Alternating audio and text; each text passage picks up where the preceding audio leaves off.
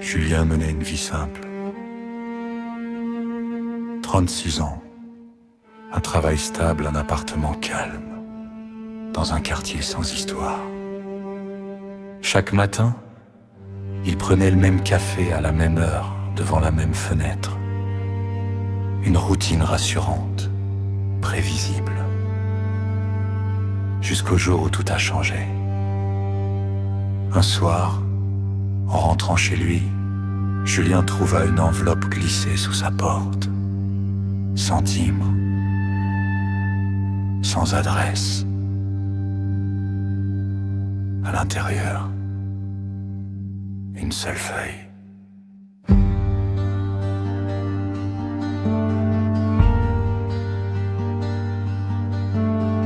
Tu es rentré à 19h12. Tu as hésité avant d'ouvrir la porte.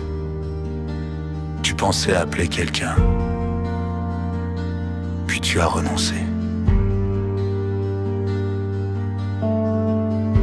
Julien sentit son cœur s'accélérer. C'était vrai.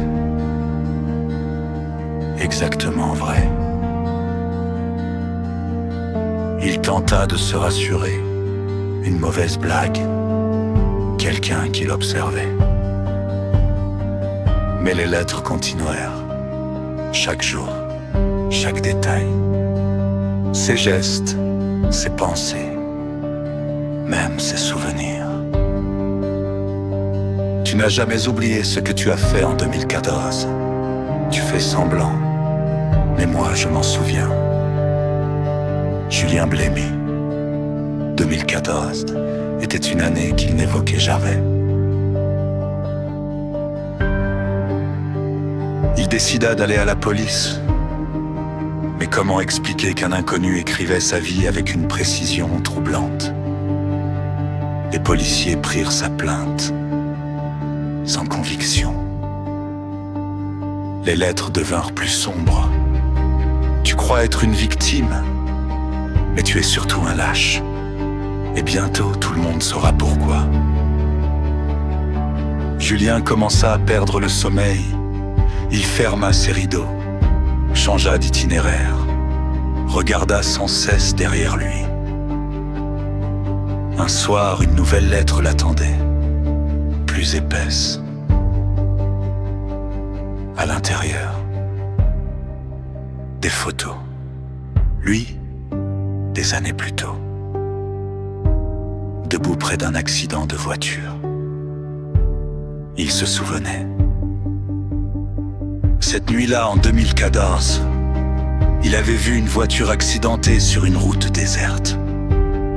Une femme à l'intérieur, vivante. Il avait hésité, regardé autour de lui, puis il était reparti. Le lendemain, la femme était morte. Julien n'en avait jamais parlé. La dernière lettre arriva une semaine plus tard. Ce soir, tu vas enfin faire le bon choix. Ou revivre le pire. Un lieu était indiqué, la même route, le même endroit. Julien s'y rendit, tremblant. Sur le bas-côté, une voiture, les phares allumés. Une silhouette à l'intérieur. Il s'approcha lentement. La portière s'ouvrit. Un homme en sortit. Je me demandais quand tu viendrais, dit-il calmement. C'était le frère de la femme morte. Il avait passé 10 ans à enquêter, à comprendre, à observer Julien. Je ne voulais pas te tuer, dit-il. Je voulais que tu saches ce que ça fait de vivre avec ça.